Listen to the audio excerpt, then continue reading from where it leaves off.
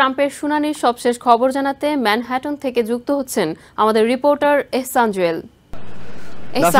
সাবেক president Donald ট্রাম্পের বিরুদ্ধে হাসমানে যে মামলাটি চলছে, এই মামলাটি বিচার কাজের নবম দিন আজ, তবে সাক্ষ্য গ্রহণের চতুর্থ দিন চলছে।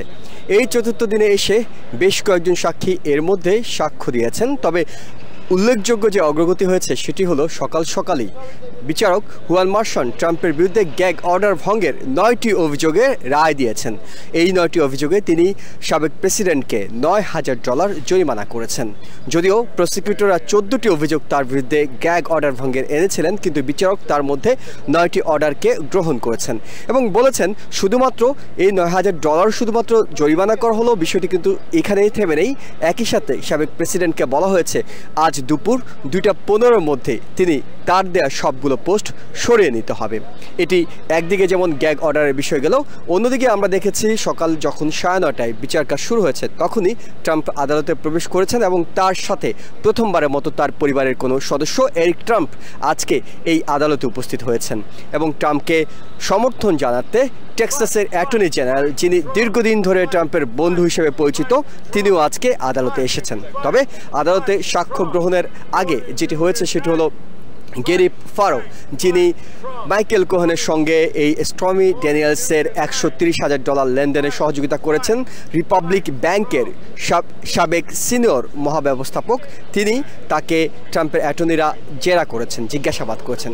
এরপরে এখানে থমসন এবং একই সাথে এই মুহূর্তে সাক্ষ্য দিচ্ছেন ডেভিডসন অর্থাৎ কেথ ডেভিডসন, যিনি স্টর্মি ড্যানিয়েলস এবং ক্যারেন ম্যাকডুগালস দুজনেরই অ্যাটর্নি হিসেবে কাজ করেছেন, দুজনেরই অ্যাটর্নি হিসাবে এই অর্থ লেনদেনে সহযোগিতা করেছেন। তিনি মূলত আজকে সাক্ষ্য দেওয়ার সময় বলেছেন তিনি মাইকেল কোহেনের সঙ্গে, ট্রাম্পের সাবেক অ্যাটর্নি যিনি ছিলেন সেই মাইকেল কোহেনের সঙ্গে এই আর্থিক লেনদেনের কাজগুলো করতেন এবং দীর্ঘদিন ধরেই তিনি ক্যারেন ম্যাকডুগালস কিংবা স্টর্মি ড্যানিয়েলসের সাথে সম্পর্ক রেখেছেন। তিনি বলছিলেন যে তিনি ক্যারেন ম্যাকডুগালসকে অর্থাৎ সাবেক প্লেবয় মডেল ক্যারেন ম্যাকডুগালসকে তিনি 25 বছর ধরে ছিলেন, কারণ এর আগে তারই এক বন্ধুর সঙ্গে ম্যাকডুগালসের প্রণয় ছিল, তাই তিনি তখন থেকে তাকে চিনতেন এবং তার যে আর্থিক লেনদেন সেটি তিনি সম্পন্ন করেছেন। তবে এখানে ট্রাম্প নয়, মাইকেল কোহেনের সঙ্গেই তার সম্পর্কের কথা তিনি বলছেন এবং ডেভিড পেকার, যিনি ন্যাশনাল এনকোয়ার পত্রিকার সাবেক প্রকাশক,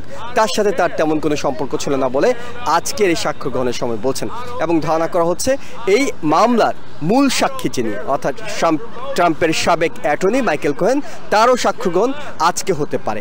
যদি সময় কুলায় তবে আজকে সেটি হতে পারে। আরও কিছু উল্লেখযোগ্য অগ্রগতি আছে। ট্রাম্প এর আগে আবেদন করেছিলেন আগামী 17 মে তার ছেলের যে গ্র্যাজুয়েশন প্রোগ্রাম সেখানে তিনি যোগ দিতে চান, তখন বিচারক সেটিকে আমলে না নিলেও আজকে সকালে তিনি জানিয়েছেন 17 মে আদালতে ট্রাম্প উপস্থিত না থাকলেও চলবে, অর্থাৎ তিনি সুযোগ পাবেন তার ছেলের গ্র্যাজুয়েশন প্রোগ্রামে যোগ দিতে। এখন পর্যন্ত নাফিজা, এই ছিল আমার কাছে আদালত ভবন থেকে সবশেষ খবর। নিউ ইয়র্ক থেকে সম্প্রচারিত TVN 24 টেলিভিশন বিশ্বজুড়ে বাঙালির কণ্ঠস্বর।